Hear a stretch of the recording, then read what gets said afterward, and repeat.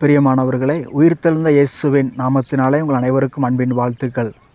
இயேசு கிறிஸ்து 2000 வருஷத்துக்கு முன்பதாக இந்த உலகத்திலே மனுஷ அவதாரம் எடுத்து அவர் பிறந்தார்.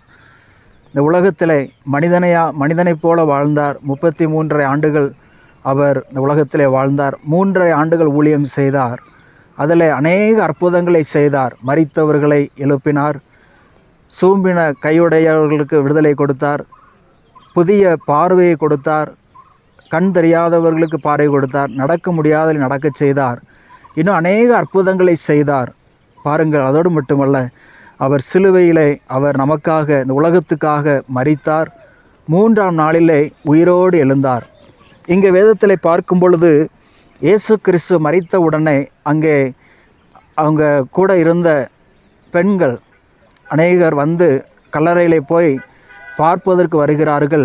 அங்கே தேவதூதன் அங்கே எழும்பி நின்று சொல்கிறார், மரித்த இயேசு அவர் உயிரோடு எழுந்து விட்டார், நீங்கள் வைத்த இடத்தை பாருங்கள் என்று சொல்லும் பொழுது அவர்கள் பயப்பட்டார்கள். தேவதூதனை பார்க்கும் பொழுது பிரியமானவர்களே, அப்பொழுது தேவதூதன் சொன்னார், நீங்கள் பயப்பட வேண்டாம், இயேசு கிறிஸ்து உயிர்த்தெழுந்தார். அந்த இயேசு கிறிஸ்து உயிர்த்தெழுந்த இயேசு தம்முடைய அந்த மகதலேனா மரியாளுக்கு தம்மை வெளிப்படுத்தினார். முதல் முறையாக அங்கே வெளிப்படுத்துகிறதை பார்க்கிறோம்.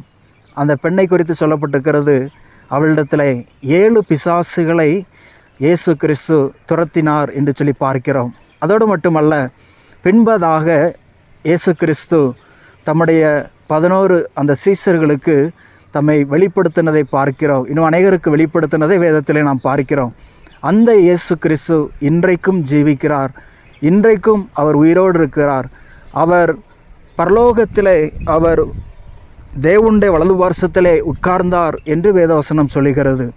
ஆகவே பிரியமானவர்களே, அந்த இயேசு இன்றைக்கும் ஜீவிக்கிறார். அவரை நீங்கள் உங்கள் வாழ்க்கையிலே நம்புங்கள். உங்கள் வாழ்க்கையிலே நீங்கள் அவரை ஏற்றுக்கொள்ளுங்கள்.